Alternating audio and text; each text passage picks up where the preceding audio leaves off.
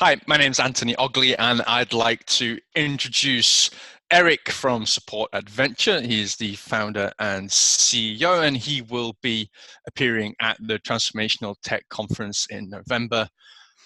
Eric, please introduce yourself and let me know a few words about your company. Okay, so my name is Eric, and I'm originally from Toronto, Canada, even though my family came from Europe. And I actually decided to start this company, Support Adventure, based on my desire to live in Eastern Europe and sort of explore the different cultural um, places like Belgrade, Serbia, the city where I've lived for the last 7 years. And I found a really good home here, and I started working remotely for a UK tech company when I settled down here. And it was around 2013. And if you fast forward 6 years, I'm sitting here today and I've expanded my business globally with the vision of hiring expats through a lifestyle focused outsourcing agency so that they can live in places that inspire them, where they feel in harmony with the environment that they're living in, and they can work online for companies in the English speaking world. So we have clients in Canada, US, UK, Australia. We've got people who are based in Serbia, Romania, Poland, Thailand, Vietnam, and Colombia, Panama, Uruguay, Brazil, and lots of other countries. And we are a company that is focused on making work really nice to do and making a good balance between lifestyle and work. So what do you want to ask me about my business so that the people at the TransTech conference can know what we do and how we might be able to help their startups by helping them onboard remote staff who are living abroad? So tell me how your business becomes more cost efficient while giving excellent service with your outsourcing model.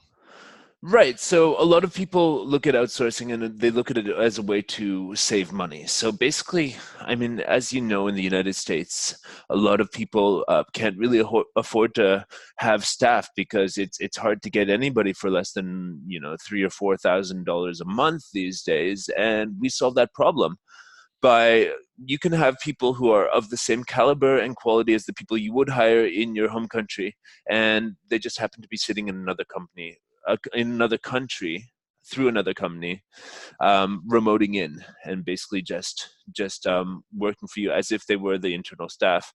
And we also help businesses become more efficient in the way that they manage their staff by putting in standard operating procedures and sort of listening to the people who are doing the work and listening to the company and their needs and the clients and their needs, and just putting it all together to make the whole thing more efficient and raise the quality of service, customer service. And our emphasis is not only on saving money, but excellence. So. And how do you ensure standards of excellence and quality in the business? Well, standards of excellence come from, obviously, you want somebody who's actually feeling good in their role and not stressed out, not way too busy, not distracted all the time. So we look at the way the work is delivered, the values of the client company, and we try to find people who are fitting with the values of the company that we're placing them in and the clients, so that there's a natural resonance in the types of personalities that we're pairing up with the companies that we're taking contracts from. And then above that, we are looking at business from a really sort of, I would like to call it, advanced approach, which is used in larger organizations, because a lot of small businesses, they sort of go from a bottom-up approach. So you just hire people and train them, and we look at a systematic approach. Make sure that the expectations are always written down of how people should perform their role, and we just sort of listen to all sides and make sure that we have a framework that the business can run and provide excellent and consistent service, rather than just unwritten rules and always exceptions to the unwritten rules and sort of winging it every day on the job. We make sure that there's a framework of excellence and that you've got the right person doing the job. So that intelligence of the person that we'll place in companies, plus the structure that we offer and the sort of consultation that we're able to offer based on working with several different companies that are in the same model of delivering tech support, customer service, admin assistance, all that sort of stuff. And what other benefits are there of choosing to work with you rather than one of your competitors?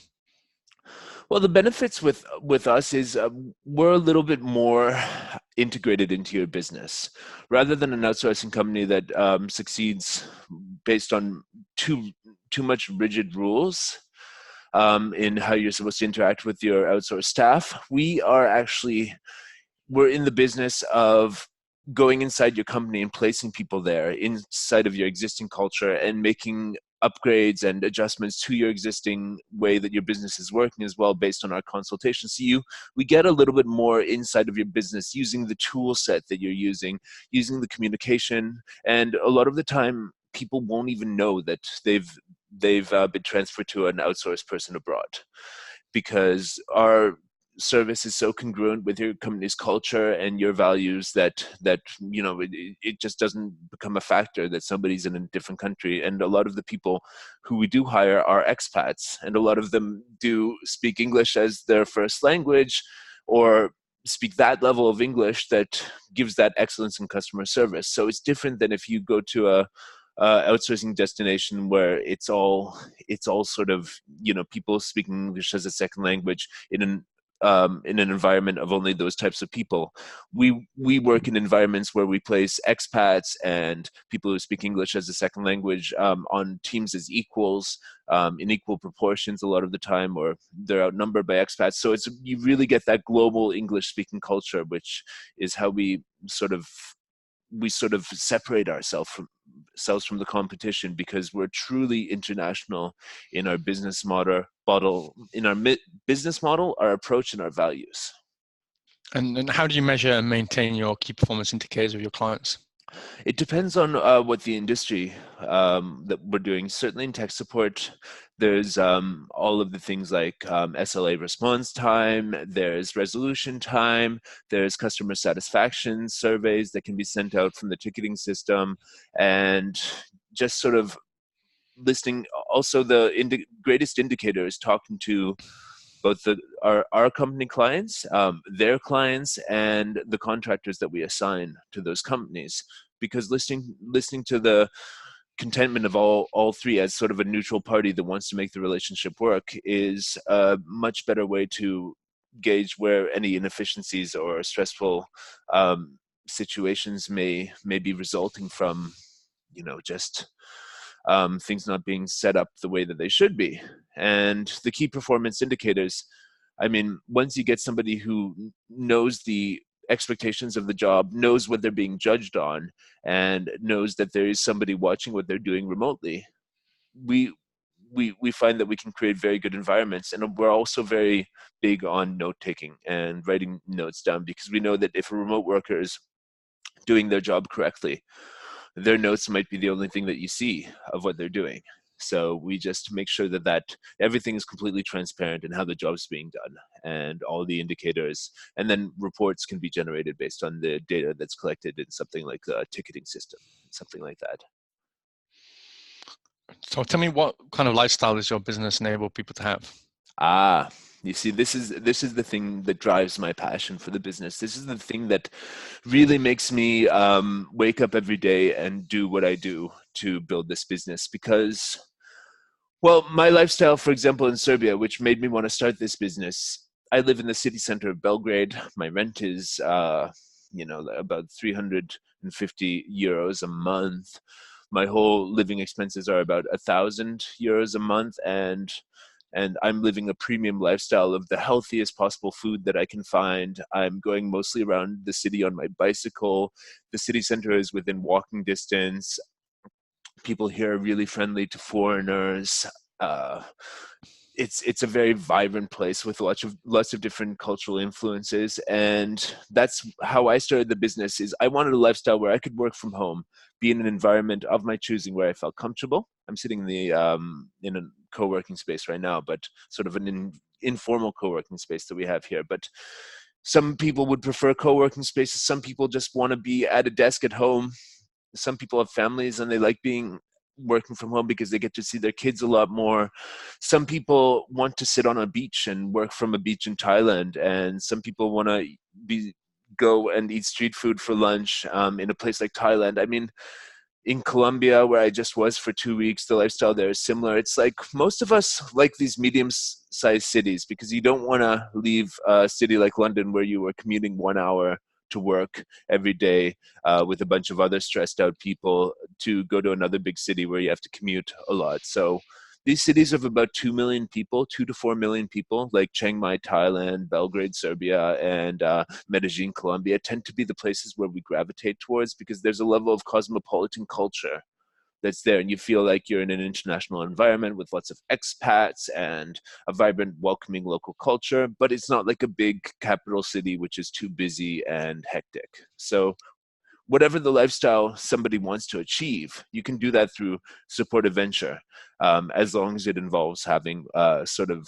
steady role in a company, and stability is our number one priority to establish contracts that are sort of lasting and stable. So our staff who are living in these places know that they'll have stable income, stable work coming in every month, and that they'll be able to live their lives and balance the rest of their life out with having a solid position in a great company that we find for them. And how do you see diversity in your company, and what are the benefits of that? The benefits of diversity is you always have this influx of new personalities, new ideas, and a new flair of internationalism in the most sort of active sort. I mean, I've enriched my life by traveling the world, and we are sort of the caliber of people who weren't just happy staying where we grew up. Even I'm from Toronto, which is a very multicultural city, but even with all those cultures from all over the world coming to live in that city, I still found it a little not diverse enough because people were just moving there for that middle class ideal, so they could just be, you know, the rat race and all that stuff, that middle class sort of scarcity driven mentality. Whereas I wanted to live a life that was more diverse culturally, where I could really travel the world and go and, you know, learn from Eastern European, more traditional European culture, go to Thailand, learn from their traditional Buddhist culture, and sort of diversify my own mind, my own personality, my own sort of destiny has been really enriched by traveling in the world and exposing myself to different cultures, different thought, different lifestyles. And we accept anybody from any country and any origin as long as they can speak English well enough to give excellent customer service, and as long as they can fit into our company culture of this sort of international perspective of life, and this sort of international approach to living in a place that inspires you, or places that inspire you, and wanting to give the English speaking world the best in customer service and support. How does your business help the world become a better place? Well, financially, if you we're basically injecting, like most of us are living in more affordable places and developing economies like Serbia, like Thailand, like Vietnam, Colombia, all these places that are historically less affluent than the places where the money's coming from, like the UK and the US. So there is sort of a wealth naturally. This allows for a sort of wealth distribution around the world, and we're injecting money into these economies. We're going to into the local economies, and a lot of us really love local food, local culture, and sort of bringing money from the clouds or from, you know, the bank machine, and spending it locally in ways that inspire us. So that helps a lot. And just for us to be in the culture, because I really think that the Western world has business values correctly. Like the business values, like especially the more green countries that are now looking for more sustainable business models, more sustainable ways of doing business that don't prioritize only profits, but prioritize actually contentment, prioritize human well-being. We actually really want to be one of those companies that is making places better places. Like a lot of our in Europe a few years ago, in the last 5 years, we've had a huge refugee crisis from Syria and other countries like that coming through Belgrade, Serbia. And a lot of the supportive venture staff members based in Belgrade volunteer to help the refugees, because it's just in us to give. It's in us to want to see the world as a place that needs to be becoming a better place for everybody. It needs to be becoming a better place for who, no matter who you are and where you're from. We want, if you're a refugee coming from a war-torn region of the Middle East, we want you to come to Serbia, to Europe, and feel welcome. We want you to feel the common humanity between us, and we want to sort of welcome you and give you the opportunity to learn about our culture, Western culture and Serbian culture alike, and sort of include you in that, and welcome you to Europe, and give you just a start in your new life. So we basically are making the world a better place by being in the places where we can spread our ideas of sustainable business, and spread our ideas of human consciousness expansion, spread our ideas of basically not living with a scarcity mentality, but having that part of your, like, a lot of these supportive venture people wouldn't be able to sustain their lives in a place like Serbia if we didn't give them those jobs and that basic level of income that they need to survive here. And with that, they're able to be in the place and make a difference in the communities that they find themselves in. How do you incorporate sustainability into your company? Well, the value of stability is very important. It needs to be sustainable.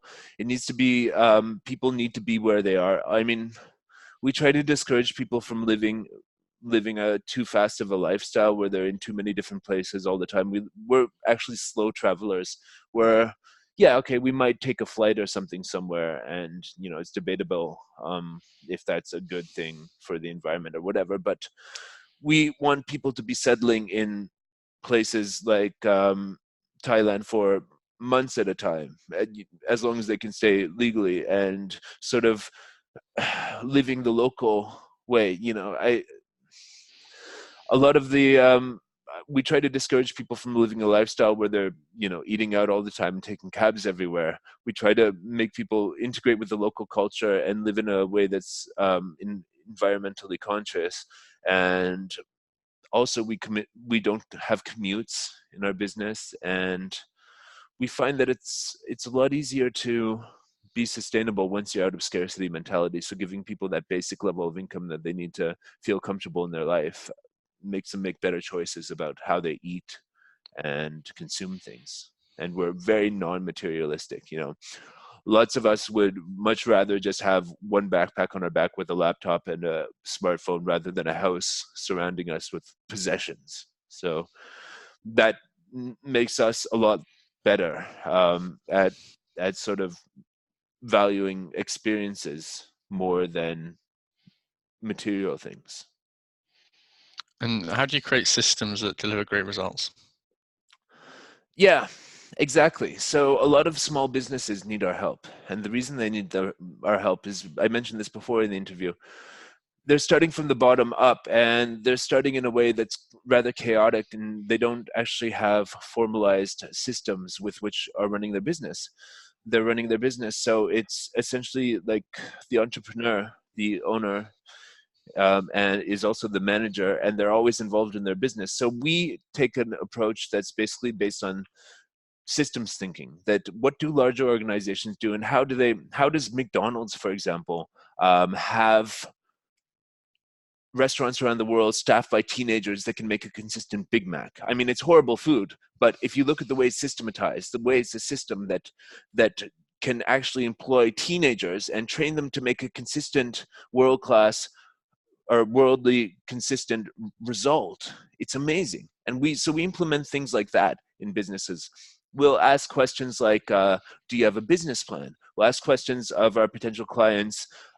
So how is work going to be assigned to our people, and how do you expect them to document the work that they're doing? And a lot of the time, the entrepreneurs that we're speaking with that want to hire outsourced staff will go, yeah, you guessed it, we don't have that.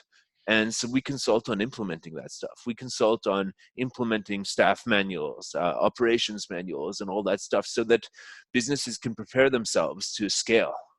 businesses can prepare themselves to hit the next level so that they can create the maximum impact on people's lives, can create the maximum sort of good, create the maximum change according to their goals, and create the maximum and achieve a sustainable level of growth that won't consume the lives of its founders, because running a business, I'm sure anybody who's an entrepreneur out there, it does consume your life, but there is the opportunity that the more structure you put into place, the more your business is going to become a thing separate from you. The more that your business is going to become something like you had a child and it grows up and starts to have its own personality and its own values and its own self-determination. So we help businesses get past that stage where they feel like they need to micromanage. The founders feel like they need to micromanage, and we help them grow. And how do you create systems that prioritize realizing human potential and well-being? The first thing is listening to everybody. And everybody involved in a transaction, a client, a supplier, a contractor, a staff member, the owner of the business, the middle management, everybody. You have to listen to all the different perspectives and see how, as an outside consulting company, we can go in and see how everybody who is involved in something can really weigh in on how they think things can be better. And even just listening to people about that and incorporating them into a strategy, because a lot of the time, if you're the boss of somebody and you're the direct manager of somebody, you can't really rely on their feedback to be 100% honest and unbiased, because they're trying to please you based on the transactional nature of the relationship. But once you get someone like me into your business, then we'll go and talk to those people and say, hey, I see things are working like this, and the owner of the company implemented this. Are you happy with that? And they'll be more likely to tell us honestly what they think about a certain practice or a procedure that they're doing. And yeah, and then the next thing is finding the right balance of how much to write down and how much to make a specific guideline you have to follow, and how much to just sort of hand over as a value, how much to hand over as a guiding principle rather than do this, do this, do this. Because a lot of us know that the best staff members need to be inspired. Like, the way to run a excellent organization is to inspire people with the values of it, rather than telling them step by step how to do something. You tell them, well, this is the consideration, this is the value, and human well-being is one of our values. So why don't you propose some solutions that will give us the best chance of creating a great environment for you, and the best chance of creating a great result for the client? And implementing those guidelines can just make it, yeah. So the right balance, yeah, it can make it great for everybody. So the right balance of how much instruction to give, how many values to give, and how much to write down, and how much to hold people accountable to things, and constantly tweaking that based on the feedback of all people involved. And how do you account for like systemic and cultural differences that are part of global organizations and cultures? Right. So I find that the English language has a lot of cultural values that are built into it. And by focusing as English as our language of delivery and our language of common culture, and people who can, like, I don't really hire anybody who I don't want to sit down and have a meal with, who I don't want to sit down and have a beer with and talk about life, who I don't actually genuinely like as a human being. I wouldn't be interested in bringing anyone like that on to support a venture. And I don't take on any clients that I don't feel a similar sort of vibe with, shared values. So unfortunately, yeah, once we onboard staff members to a client, sometimes they have clients who are a little bit needy or a little bit apprehensive about the process of receiving customer service and stuff like that. But by setting up the environment correctly, and solidifying the values and the connections between people, and by doing video calls like the one we're on right now, and we actually create a rapport and a sort of cultural um, a cultural connection that can transcend locations, transcend different cultures, transcend different time zones, whatever it is, and transcend different perspectives. And we are always there the support of venture management is always in the middle to mediate any problems that come up, and to think of, okay, this guy's in Vietnam and it's 7 in the morning there when his shift is starting. How's he feeling? Okay, and this guy is in Chicago. It's 7 p.m. And when he's handing over the task to this person who he's hired to do the late shift for him, how's he feeling? And how can we add structure to make sure that the expectations are explicit? And how can we add value in the way that we arrange the contract to to facilitate the best communication between the parties? And what would you say the operating principles of your company culture, and how do you maintain them? So internationalism, stability. So internationalism, we maintain it by just always receiving applications from all over the world and entertaining hiring people around the world, and just bridging the understanding between the different cultures. And even from the first sales call, I tell the people who are interested in hiring Support Adventure what we're about and what our mission is to create and why we do this. Stability is a very important one, because we want to create contracts that are stable. We don't do project-based stuff very often because we want to give people jobs. And good communication and accountability, we maintain that by implementing the right systems for which the work is to be performed and documented, and sort of just making sure that you know what we're up to, you know where we are, you know that we're there. You know, we've got a system that if somebody doesn't clock into their shift, within 5 minutes we get an email, and our HR manager will start calling them and seeing if they're there, if they're showing up. And so we just maintain this stability and this sort of internationalism and this sort of honesty, authenticity of the way that we're presenting ourselves as real human beings who are working online and providing value to the world from a place that we're very comfortable in and enjoy being. So maintaining those values is very important, and it happens naturally if we find the right people that we're working with. If we screen the clients and the contractors to make sure that they resonate with the values and they understand what we're about, and that they're interested in providing an environment which is positive and productive and transparent in the way that things are done, and that there's values behind it, that our people that we're hiring and the companies that we're taking the work from and hiring for, there's a resonance of values and personalities, and a resonance of a feeling that it's the deal that's undertaken is positive for everybody and everybody's getting a good deal. Because the difference between economies, like the cost of living between Thailand and California, you know, gives us an excellent way to make a deal that's good for everybody, where somebody's making, you know, twice as much money as most people in Thailand. The company in California is paying half as much as they have to hire someone for, you know, all that sort of stuff. It all adds up to just sort of maintain this environment. Okay. And is there anything else that you would like to add for that we haven't covered already? Yeah, I mean, I just wanted to add, a lot of people are afraid of remote working, that, you know, it's a big unknown. They're afraid of outsourcing. And if you've never tried it before, just let's have a conversation about it. You can book me and a call with me in a link in the description below.